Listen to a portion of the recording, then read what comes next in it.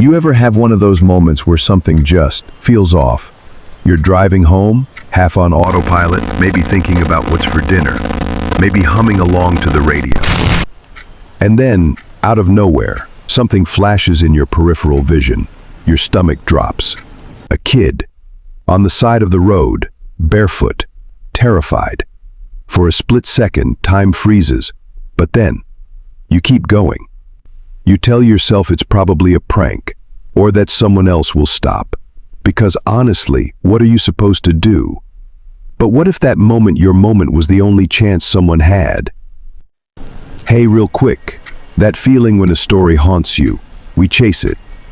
If you're still here, you're one of us. Subscribe and hit follow, there are more coming. Now, let me take you back. November 16th, 1971. It's cold. The kind of cold that makes your teeth ache. The sky's that deep, bruised purple you only get just after sunset in upstate New York. You're on Interstate 490, just outside Rochester. Headlights blur past, commuters heading home. Then you see her. A little girl, maybe 10 years old, running barefoot along the shoulder. She's naked, she's crying, her arms flail, her face contorted in panic. Cars speed by, yours included. No one stops. Later, when police ask, the drivers say they thought it was a prank, or they were in a hurry, or they didn't want to get involved. That girl's name was Carmen Colón. And that was the last time anyone saw her alive. Rochester in the 70s. Rochester in the early 1970s was a city split clean in half. The suburbs, manicured lawns, driveways, two-car garages, families who'd made it out. The city, crumbling brick, broken homes, poverty, isolation. Carmen lived in the second world. Her father was gone. Her mother was overwhelmed. She stayed with her grandparents, who spoke little English. She struggled in school, but helped when she could, running errands, walking alone. She was 10, a child, trying to survive in a city that barely noticed her. And she wasn't alone. 3 girls, 3 towns. Over the next 2 years, 2 more young girls vanished from Rochester. Wanda Walkowicz, 11, red hair, quiet, carried groceries for her mom after her dad died. Michelle Maenza, 11, bullied, small, protective of her little sister despite chaos at home. All 3 girls disappeared under similar circumstances, walking alone, from working-class neighborhoods with little immediate oversight. And there's something else. Each had the same first and last initials. Each was found in a town that matched those initials. Carmen Colón, found in Churchville. Wanda Walkowicz, found in Webster. Michelle Maenza, found in Macedon. Coincidence? Or a signature? The media called them the alphabet murders, but this wasn't about puzzles. It was about power and how easily the most vulnerable can disappear without a sound. Who gets chosen? Who gets ignored? Why these girls? Why not someone from the suburbs? Someone whose absence would trigger alarms within minutes? Because these girls were invisible. They were poor, isolated, alone in moments when no one should be. Carmen's grandmother didn't speak English. Wanda's mom was grieving and overwhelmed. Michelle's home was barely holding together. These weren't random victims, they were targeted, because they were easy to take and easy to forget. Who they really were, let's not forget them. Carmen was a little shy but tough. She'd run errands on her own if asked. She liked peanut butter and playing tag. Wanda loved animals, especially cats. She was quiet, observant, and stubborn in a way that made her mom smile. Michelle was the smallest of the 3, but the fiercest with her little sister. She'd offer you her last piece of candy even if she didn't have much herself.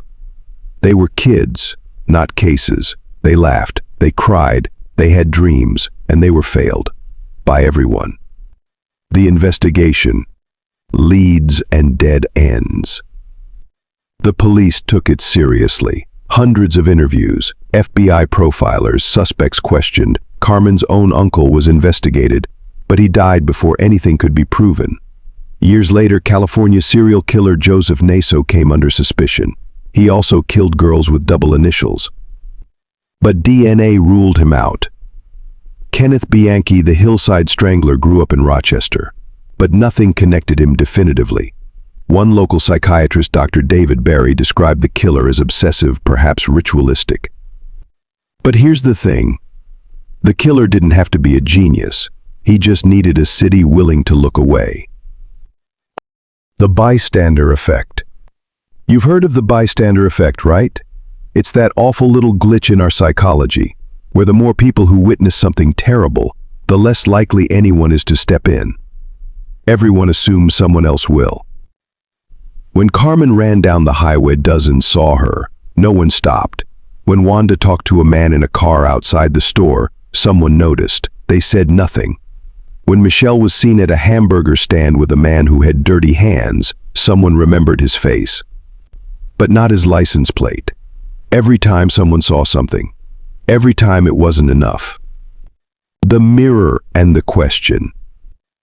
We love to imagine the monster as some shadowy figure, a face to fear, something out there. But what if the real monster isn't hiding in the dark? What if it's in the mirror? What if it's us choosing not to see, not to ask, not to act? So here's the question. If you'd been driving down that highway, if you saw that little girl, barefoot, desperate, would you have stopped? Would you have helped? Or would you have done what everyone else did? Driven on. If we want to honor Carmen, Wanda, and Michelle, we don't need another headline. We need awareness, accountability, action. We break the pattern by refusing to look away, by choosing to act when the moment comes. Because silence is what the killer counted on, and silence is what let him win. The case is still open. After all these years, investigators still meet, still run tests, still hope.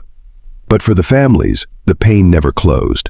3 headstones, 3 empty bedrooms, 3 children who never got the chance to grow up, and a city still struggling to face what it let happen.